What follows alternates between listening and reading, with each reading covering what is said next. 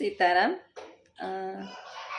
દરેક જગ્યાએ અલગ અલગ પ્રકારના સંબંધો હોય છે અને આ સંબંધો ટકવા પાછળનું કંઈક ને કંઈક કારણ હોય છે. આજથી ઘણા વર્ષો પહેલાં સંબંધો એવા હતા કે જ્યારે જ્યારે સંબંધીઓ ભેગા થતા અને એકથી વધારે કુટુંબીજનો સાથે મળી અને જમવા બેસતા ત્યારે સુંદર મજાના પરણોની અંદર દરેક લોકો જે છે એ જમતા અને આ પરણોની અંદર જમવાથી એનું પરિણામ એવું આવતું કે લોકોની અંદર એક પ્રકારની હરિયાળી ક્રાંતિ આવતી અને રિશ્તાઓ જે છે સંબંધો જે છે એ કાયમીને માટે ટકી રહેતા, ક્યારેય પણ તૂટતા નહીં. હરિયાળી ક્રાંતિ જેવા સંબંધો હતા. ધીમે ધીમે ધીમે આ પરણોની પ્રથા જે છે એ ચાલી ગઈ અને ત્યાર પછી માટીના વાસણની અંદર બધા લોકો જે છે એ જમતા થયા. ત્યાં સુધી પણ વાંધો નહોતો, કારણ કે માટીના વાસણમાં જમ્યા પછી લોકો જે છે એ જમીન સાથે જોડાયા, કૃષિપ્રિય બન્યા, ખેતીપ્રિય બન્યા અને સેહત માટે પણ માટી જે છે એ ખરેખર સારી અને શાંતિ આપનારી છે. ત્યાં સુધી પણ વાંધો નહોતો. ધીમે ધીમે આમાં પણ પરિવર્તન આવ્યું અને ત્યાર પછી લોકો જે છે એ તાંબા પિત્તળના વાસણમાં જમતા થયા. સંબંધો પણ 6-7 વર્ષ સુધી સરસ મજાના ચમકતા રહ્યા અને ધીમે ધીમે ધીમે ધીમે એમાં થોડી થોડી કડવાશ આવવા લાગી. છેલ્લે આપણે વાત કરીએ તો માણસો જે છે એ કાચના વાસણની અંદર જમવા લાગ્યા.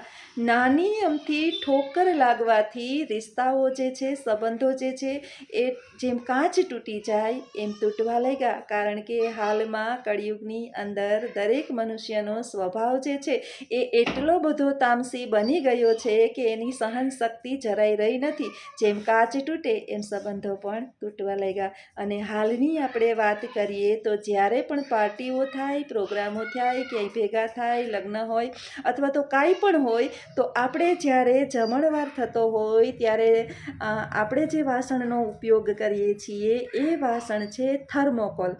હવે આ થર્મોકોલ જે છે એની અંદર જ્યારથી લોકો જમતા થયા છે ત્યારથી સંબંધો પણ થર્મોકોલ જેવા બની ગયા છે. યુઝ એન્ડ થ્રો, ઉપયોગ કરી અને ફેંકી દેવું, ટિશ્યુ પેપર જેવું છે જીવન. તો અત્યારે સંબંધો પણ એવા જ થઈ ગયા છે. જ્યારે પણ આપણે કોઈની જરૂર હોય ત્યારે આપણા એક ખાસ સંબંધી આપણે એને બનાવી લઈએ અને જેવી જરૂર પૂરી થાય એટલે આપણે એને ફેંકી દઈએ. મિત્રો, અત્યારે ખુલ્લો સ્વાર્થ જે છે એ જગતની અંદર દેખાય છે.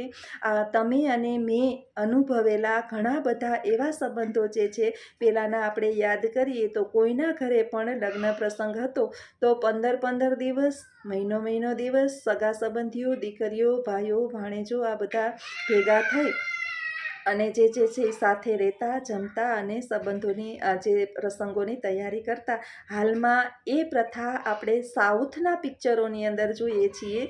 વાસ્તવમાં એ લોકો આવું કરે છે કે નથી કરતા એની મને ખબર નથી, પરંતુ પિક્ચરોની અંદર ચોક્કસ જોઈએ છીએ. આપણે પણ ખુશ થઈએ છીએ, આનંદ લઈએ છીએ કે વાહ, કેવો પરિવાર છે, કેવી મજા આવે છે, સુંદર મજાના બધાને કેવી મજા આવતી હશે. આ બધું પિક્ચરોમાં અત્યારે સારું લાગે છે, પરંતુ તમે અત્યારના સંબંધો જુઓ તો આપણી ઘરે પ્રસંગ હોય, હું મારા ઘરની વાત કરું તો મારી ઘરે પ્રસંગ હોય, બપોરે પ્રસંગ હોય, 12:30 જમણવાર હોય તો લોકો એવું જ વિચારતા હોય કે 11:30 જઈએ, 12:30 જમી, 1:30 વાગે પ્રસંગ પૂરો થાય એટલે સીધે સીધા ઘર ભેગા.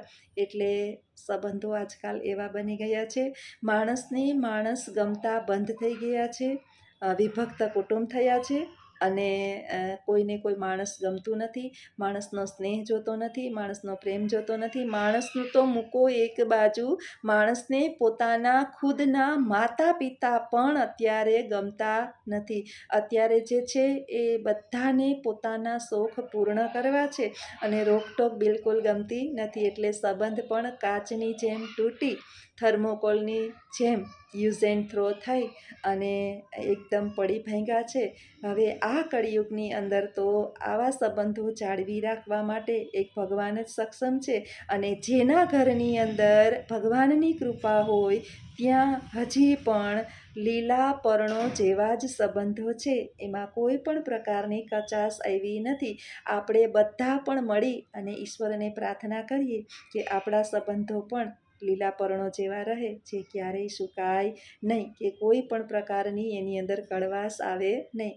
જો તમને પણ મારો આ વિચાર ગમ્યો હોય તો કમેન્ટની અંદર ચોક્કસ જણાવજો. આવજો. સીતારામ.